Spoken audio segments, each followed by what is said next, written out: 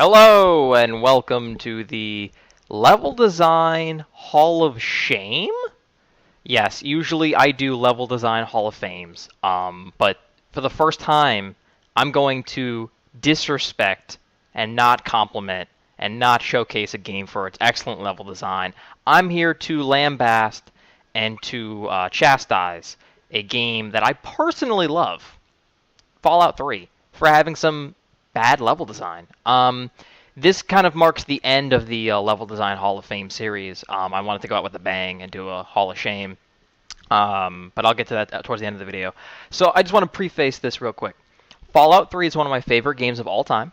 I think it's top three best games of that generation of consoles. I think it's an extraordinary game. I think it is one of the greatest RPGs ever.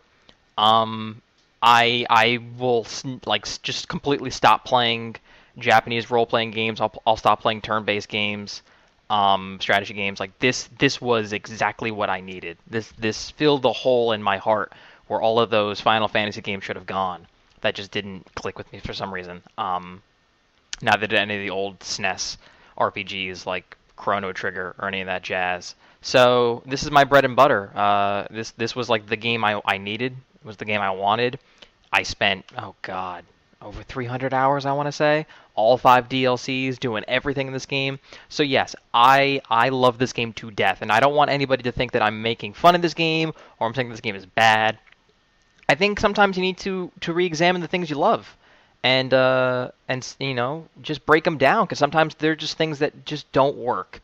You got to take the good with the bad, and this is not a perfect game. It's not flawless, and there are things to improve on for Fallout 4, which I hope they're making. But what is this guy doing? I just pulled these videos from YouTube. I pulled these random videos from Let's Plays. So if you want to sue me for copyright infringement, geekbench.com. There you go. That's where you want to find me. Twitter @JaredRusso. Come at me, bro. But anyways, yeah. Let's look at what we're watching right now. What in the hell is going on here? Well, I'll tell you what's going on. This person who's playing this who's playing this game, is trying to figure out where the hell they're going. And that is, I think, Fallout 3's, other than like technical glitches, I think its biggest problem. There are just some weird level design choices around, like some of the underground stuff, a lot of the sewers and alleyways, and a lot of underground stuff. It just looks really, really similar. It is like really easy to get lost in. The mini map and the map are just they're not helping sometimes. Very easy to get confused and disoriented, completely trapped inside of buildings. And for the most part, when you're on top, when you're in the wasteland, it's gorgeous. It's just this wide open range. You can go anywhere, you do anything, and it's great, And that's the part I love. The part that I don't love is trying to figure out how to navigate rubble and buildings, and how to maneuver, how to get to places, specifically near the good stuff in DC, like the White House and the Capitol. Like, you have to navigate your way through this maze, and it's terrible to get to the places that you want to go. And I hate it. That's the part I hate the most about this game. I play it all the time. I always go back to it. It's like just traversing around in the interiors of certain places. This is going to be a jump cut, yeah. We're in Vault 87. Some of the vaults are just, I don't know. When you first played this game, what was so great about it was obviously scavenging for items and killing big mutants and boosting your stats and picking your perks, and having all that fun. And sometimes there would be these great narratives that emerge. Like, you go into a vault and there'd just be like one guy who cloned himself over and over again. What was his name? Steve or something? Or Gary? And all these little narratives would emerge, and it was just really fun, or depressing. But then, yeah, you just get lost in some of these vaults, and it is just such a headache, because it's just this ugly color, and it's just like everything in there, there's like no direction to it. It all looks the same. You can get very disoriented and lost and confused. You want to go deeper, but sometimes there's just nothing good down there. And you're like, what am I doing? Let me go back, and try to go back out of the vault or out of this big congested building or wherever. There are just some places in this game that are just really awful, and I hate to traverse through them. Like, anytime, I'm trying to remember, I think there's like an underground system in the lower uh, left-hand corner of the map, like southwest. If you blow up that small city, um, Nuketown. Um, and then you go to the hotel or whatever, and all the ghouls, all the radiated people live down there, and it's like that's just super confusing too if you want to go down there. Um, I much prefer to stay up above ground and outside, and out of buildings, and I look at something like Skyrim, which is, it has the same sort of like wilderness to it, and there's also caves and dungeons, but the way they designed that game, like you go into one place to loot, and it just brings you in a full circle, and the exit always leads you to the entrance, and it's just like it's a little more linear, but I think it's easier to traverse because the game is not about the specific caves you're in. It's about being in this fantasy world and working on your stuff. Like, look at these dead ends. Like what is this? What is this junk? This is terrible. Um, and I think that's something that Skyrim did really well, or at least better.